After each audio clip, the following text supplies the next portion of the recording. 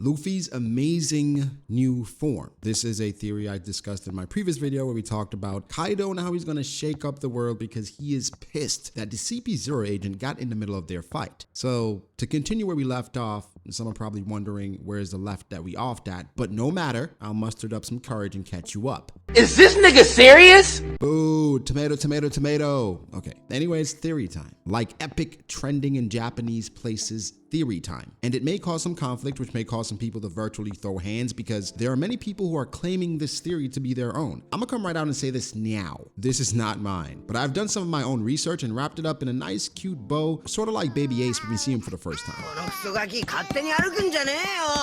Adorable, right? Okay, so this theory revolves around the Hindu god named Hanuman, who is the divine monkey companion of the god Rama. You have probably heard about the theories that attempt to connect Luffy to ancient gods, or most famously Sun Wukong, so this is not breaking new ground, but the evidence to support this thing is pretty extensive. If you look like Gladius after this is over, I've done my job. But again, just to shout out to people that I've seen talk about this, first off, this theory that I'm referencing is by Camille Zakri from the Facebook group One Piece Malaysia group. Also, shout out to Evil, who recently covered this topic in detail, so I'll link his video below as well. So now that we've gotten some of the boring stuff out of the way, you can address me as Senor Pink because I'm about to dive deep right into this one. Enough? Okay, I'll stop at some point, but not right now, okay? Hanuman, Bound Man, Tank Man, Snake Man? No, not sure if these things are connected, but if this was the connection all along, the research Oda has put into this is astounding. Anyway, to this super mega theory thing, time to get comfortable. If you're completely aware of what's been going on in the recent chapters of One Piece, it continues to hint that Luffy's devil fruit may not be what we think it is, which is the Gomu Gomu no Mi, rubber, right? The conversation the Gorosei were having in a recent chapter, in addition to Kaido's words about rubber doing things it really shouldn't, some, if not most, are convinced that Luffy's fruit is on the brink of awakening. Now, those two examples aren't the only reason, as we've had hints from Who's Who talking about Shanks specifically targeting the fruit, along with Sun God Nika dialogue, and even Doflamingo, just like Kaido, commenting on Luffy's rubber being a bit odd. So with all that being said, the conclusion most people are bellamying to is that Luffy is more than likely a mythical Zoan who has eaten the Saru Saru no Mi model human, okay? So essentially a monkey mythical Zoan. I want to take the time out as well to shout out all the Indians who took time to make themselves known in the comment section of the previous video and were super energized about the fact that Hanuman would be discussed today. I'll explain the best I can, but I appreciate and thank you for the support. So now, truly, let's Senor Pink, okay? First, we start off with Zunisha. The name Zunisha was adopted from Ganesha, the god of prosperity and wisdom. Ganesha is also known as the Lord of the People and the remover of obstacles. That is super interesting, considering Zunisha was specifically used to remove obstacles, named Jack in its way. But further than that, in old mythology, Hanuman and Ganesha have a pretty strong connection, meaning if we're assuming Luffy to be based loosely on Hanuman, this fits so far if we assume Luffy to be Joy Boy. But where it starts to get insane is the reason why Zunisha came to Wano. Yes, we presume that this had something to do with Momonosuke, but we cannot forget the fact that Luffy had a moment where he communicated to Momo almost telepathically. Could Zunisha have sensed that Hanuman was awakening and made its way to Wano? And we're still using the parallel of Ganesha and Hanuman and Zunisha and Joy Boy. So Zunisha's appearance in Wano could most likely have triggered the Gorosei to make a move, as they put two and two together and assumed Zunisha was being drawn to the fruit, which had been lost to the annals of history. Not to be confused with annals, the annals of history, the mythical model Hanuman. We always mention Sun Wukong as the inspiration for Luffy, and it's pretty easy to make that leap, as Oda is a very big fan of Akira Toriyama and Son Goku, who is loosely adapted from the Journey of the West main character, the Monkey King, again Sun Wukong. Oda could have adapted the Hindu mythology and revolve him loosely around the tales of a powerful monkey in Hanuman. So, Hanuman and Luffy, though, are not much different just looking at traits and backstory. Hanuman is a war general, known for his might and amazing leadership in several wars, leading many different people in many different tribes to war. Luffy, of course, is known for his leadership and the ability to befriend anyone and motivates anyone who is around him. Luffy, we presume, is the reincarnation of Joy Boy, as shown with the smile on his face, but Hanuman is the reincarnation of Shiva, who was known to destroy Tripura, which were 3 cities made of gold, silver, and iron with just a smile. You could also try to tie in Luffy possibly destroying Fishman Island, and most people also presume that he goes on to destroy Marijawa, or at least the Red Line in some way. So maybe there's one more place that Luffy has to destroy to make it all come together. This could be hinting towards that. Also, Hanuman is the son of Vayu,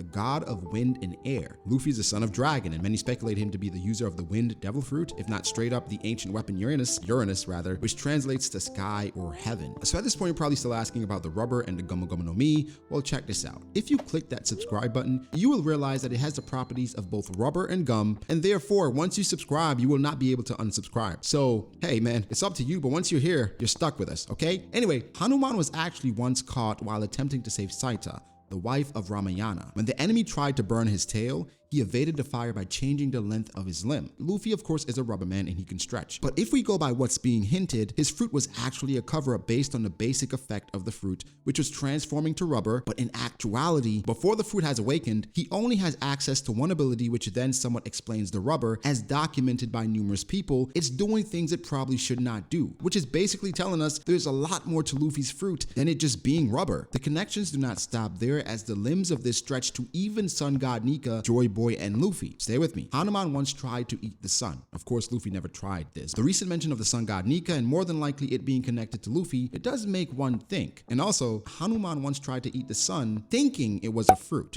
Interesting shit. But wait, it gets even crazier, and more I can see why this theory is trending. Sun god Nika is illustrated as a lanky warrior-like figure with noodly limbs and flame-shaped hair. Okay, that's what we see based on the outline. He is stated to be the leader of the slaves that will one day bring a smile to them. This could be implying that the person had a certain affinity for fire, and possibly also the previous user of the Gomu Gomu no Mi / the Hanuman mythical fruit. Now, how this is connected to Hanuman is that after Hanuman is caught trying to obtain the sun, he was punished and sustained an injury. Things happened after, and he was granted the ability to be resistant to fire and also lightning. For Luffy, how does this compare to him as well? Him trying to take the sun for himself, trying to get his brother back in Marineford Ace, then getting punished by a Kainu, which left a permanent scar, then later developed a fire attack, Red Hawk, and he's always been resistant to lightning. Where I completely lost it is when they start to break down some of Hanuman's special abilities. Apparently, Hanuman can shapeshift and become smaller than the smallest and larger than the largest, basically at will. This resonates a lot because Luffy has just shown the ability to shift through forms. Hanuman is also described as extraordinarily strong and one capable of lifting and carrying any burden for a cause. He's also described as someone who constantly faced difficult odds, where the adversary or circumstances threaten his mission with certain defeat and his every existence, yet he finds an innovative way to turn the odds. If this doesn't describe Luffy, I don't know what does. The adversary or circumstances threaten his mission with certain defeat and his every existence, yet he finds an innovative way to turn the odds. That is literally Luffy to a T. If I did not say I was talking about Hanuman, that is Monkey D. Luffy. Everything they mentioned about Hanuman is Monkey D. Luffy to a T. Now, something also interesting is that Hanuman's memory was once erased due to his mischief, and it displeased the gods, so they did that. And this ties in because Hanuman's fruit, the real name, was erased more than likely due to what the previous user was able to accomplish against the world government. So if we try to tie two and two together, more than likely, the previous user of this fruit was none other than Joy Boy. If we're using the connection of Ganesha and Hanuman, Luffy and Joy Boy, it's tying these things together. There are actually several more things that ties Hanuman to Luffy, like their sexuality and not really giving a damn about Uchi. But you guys get the point, okay? This is why people are losing their minds, because this fruit has a real chance to be a mythical Zoan that could change the world. One thing's for certain is that Luffy's fruit, it seems to be on the brink of awakening, and we cannot wait to see what that is. But I absolutely love this theory and how it's connecting Luffy to ancient and mythical history, and it makes so much sense, and it's also exciting. But guys, give me your thoughts. What do you think about this theory? Do you think it has any legs? Do you think anything makes sense? It's a lot here that's making me think, and I'm just like, yo, I need to know what the hell is going on. But we stay away from spoilers. We don't read spoilers. Please do not put spoilers in the comment section. I want to react to this chapter and have a great time. I'm hearing the internet is going crazy. I'm staying off Twitter. I'm not reading comments, guys. Please don't do this to me. Let me enjoy this chapter, please. Please! Okay, but yeah, make sure to like the video if you did. Subscribe to the channel for more content like this. Follow me on Twitter at BD.A, and that would be probably the best place to leave your theories. At BD.A, just at me. I'll get to them Friday when I get back on Twitter. Like the video, subscribe, and I'll catch you guys in the next one. Peace.